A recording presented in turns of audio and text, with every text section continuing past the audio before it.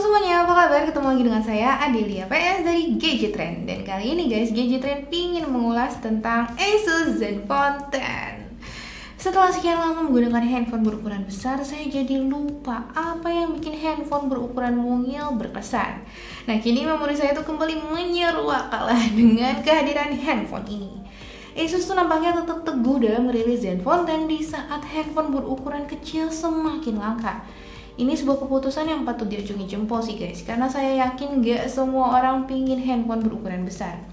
Ya emang handphone berukuran besar tuh biasanya punya keunggulan sendiri, kayak bisa nampilin konten di layar dengan lebih luas. Cuman berkat ukuran yang cibi-cibi, Zenfone 10 ini tuh juga punya keunggulan lain, yakni kemudahan penggunaan. Kalau dibandingin sama pendahulunya, Zenfone 10 ini tuh masih mengusung desain yang mirip banget guys. Perbedaan paling mencolok adalah posisi tulisan Asus Zenfone yang kini diletakkan di bawah kamera dan adanya logo Asus yang baru. Bagian frame handphone ini tuh menggunakan material aluminium yang kerasa premium, sedangkan kalau bagian belakangnya menggunakan material plastik. Bagian belakang ini tuh masih mengusung tekstur yang mirip dengan Zenfone 9, dimana pas disentuh ngasih kesan unik kayak kertas bertekstur yang sering saya temuin di toko buku. Tahu kan yang kayak kesek-kesek gitu.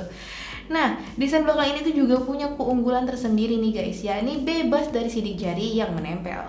Meskipun begitu perlu dicatat nih guys, di model sebelumnya tuh saya nemuin desain belakangnya ini gampang memudar. Nah kali ini di Zenfone 10 sih saya belum nemuin kasus tersebut ya, dan semoga aja jangan sampai kejadian dah ya. Dimensi handphone ini tuh hanya 68,1 mm untuk lebarnya dan 146,5 mm untuk tingginya. Ditambah dengan ketebalan 9,4 mm dan berat 172 gram, bikin dia ini tuh bisa mudah dioperasikan dengan menggunakan satu tangan.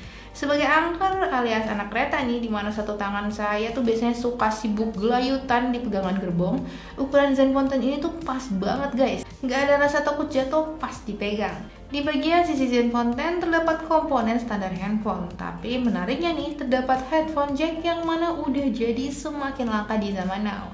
Handphone ini tuh juga udah tersertifikasi IP68. Jadi buat kalian nih kaum-kaum yang suka nongkrong main HP di kamar mandi, nggak perlu khawatir menggunakannya di area yang basah. Tentunya sebagai handphone berukuran kecil, layarnya pun demikian juga nih guys, dimana hanya 5,9 inci aja. Dengan panel AMOLED beresolusi 2400 x 1080 pixel dan mengusung perlindungan layar Corning Gorilla Glass Victus.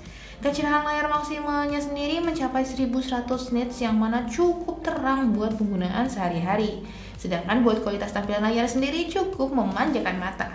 Ya memang kalau buat kebutuhan multimedia kayak bermain game atau menonton film, rasanya agak sedikit kekecilan nih guys layar handphone ini. Apalagi mungkin buat orang-orang kayak saya yang udah kebiasa dengan layar handphone yang besar. Soal refresh rate layar Zenfone 10 ini tuh mendukung hingga 144 Hz nih guys. Cuman mode ini tuh hanya bisa digunakan melalui fitur Game Genie pas lagi bermain game. Mayoritas refresh rate yang digunakan tuh bakal mentok di 120 Hz, yang mana nggak masalah juga sih ya sebenarnya. Soalnya tampilan animasi pada layarnya tuh udah terlihat sangat mulus. Nah, ada satu hal yang saya kurang serk nih guys dari layar Zenfone 10 ini, yakni bezelnya yang masih tergolong agak besar.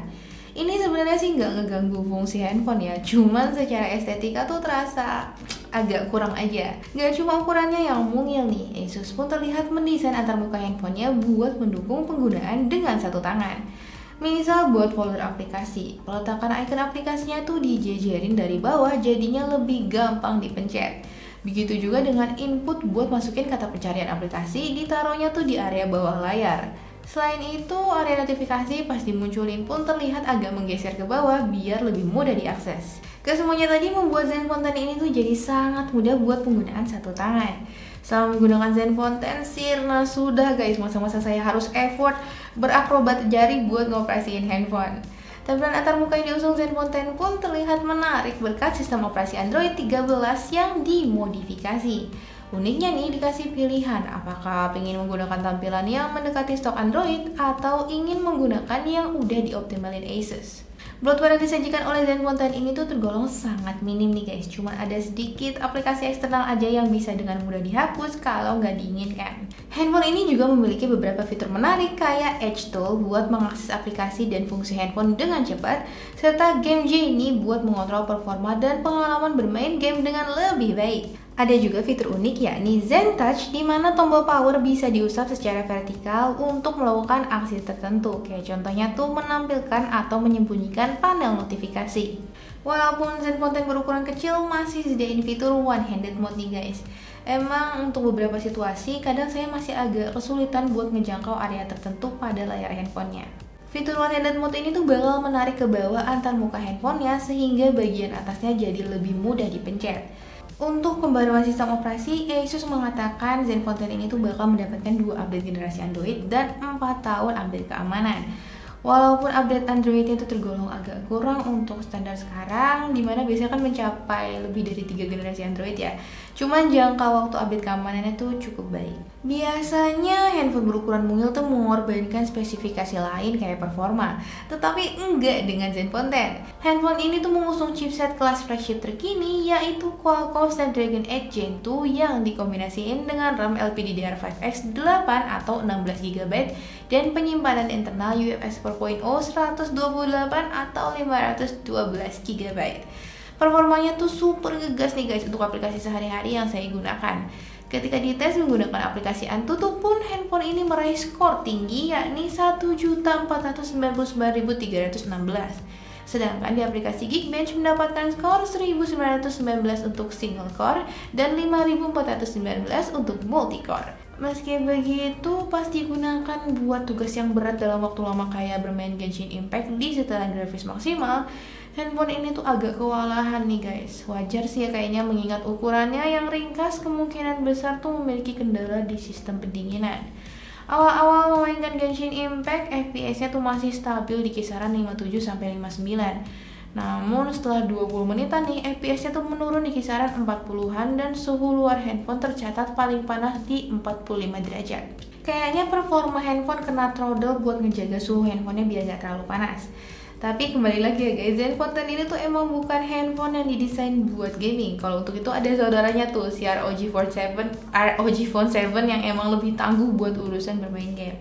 Refresh rate tinggi yang ada pada layar handphone ini tuh baru bisa dimanfaatin pas lagi bermain game dan udah disetel melalui Game Genie.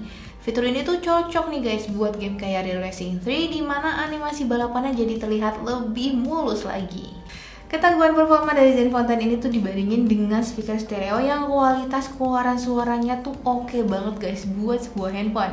Pas ngedengerin musik di volume tinggi, vokalnya tuh terdengar tetep halus, nggak kresek-kresek. Di sektor baterai, Zenfone 10 hanya menggunakan baterai berkapasitas 4300 mAh, tapi nih guys, secara mengejutkan ketahanan dayanya tuh tergolong tahan lama. Saya bisa pakai handphone ini seharian tanpa perlu ngisi daya baterai dengan screen on time sekitar 5 jam sampai baterainya tuh tersisa 10%. Ini buat penggunaan harian saya termasuk ditambah sering melakukan pemotretan dan perekaman video. Ketika dites secara sintetis menggunakan PC Mac pun hasilnya tuh mencengangkan nih guys, dimana mencapai 21 jam 55 menit dengan parameter pengetesan refresh rate 60Hz, baterai dari 100% dan kecerahan layar 50%. Tes yang sama dengan refresh rate 120Hz hasilnya adalah 15 jam 54 menit. Untuk pengisian daya baterainya mendukung teknologi fast charging 30W yang mana nggak cepet-cepet amat sih ya guys buat zaman sekarang. Diperlukan waktu tuh sekitar 1 jam 26 menit buat ngisi daya baterai handphone ini dari level 10% ke 100% menggunakan charger bawaan.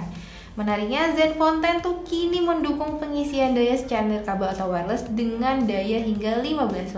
Untuk kameranya, terdapat kamera belakang yang terdiri dari lensa utama 50MP dan lensa ultrawide 13MP. Jumlah lensa ini kelihatan sedikit ya guys, tapi sebenarnya tuh nggak masalah daripada cuman menuhin bagian belakang dengan lensa kamera yang kurang mumpuni. Untuk kualitas jepretan fotonya sendiri terlihat memuaskan baik kamera utama maupun ultrawide-nya. Namun ketika moto dengan subjek manusia, beberapa kali tuh saya nemuin warna fotonya agak condong ke warm atau hangat. Selain itu, pas saya ngejepret kameranya terlihat seperti ada jeda sepersekian milidetik sebelum foto selesai diproses. Ini tuh persis kayak yang saya temuin dulu pas ngulas Zenfone 9. Nah ini nggak seperti handphone lain di kelasnya yang biasanya instan. Untuk kamera depannya, Zenfone 10 mengusung lensa 32MP yang mampu merekam wajah dengan oke di kondisi siang maupun malam hari. Hasil foto potretnya pun terlihat cukup rapi efek bokehnya. Menariknya lagi nih guys, kamera utama Zenfone 10 mengusung 6-axis Hybrid Gimbal Stabilizer 2.0 yang mana bisa stabilin kamera saat terjadi gerakan. Fitur ini tuh lebih kerasa manfaatnya pas waktu merekam video. Ada dua mode stabilisasi yang bisa digunakan, yakni Adaptive dan Hyper Steady. Mode adaptif terlihat cukup bisa menstabilisasikan video dan hanya sedikit aja nge-crop area video. Mode Hyper Steady bisa menstabilkan lebih jauh lagi, namun dengan crop video yang lebih besar.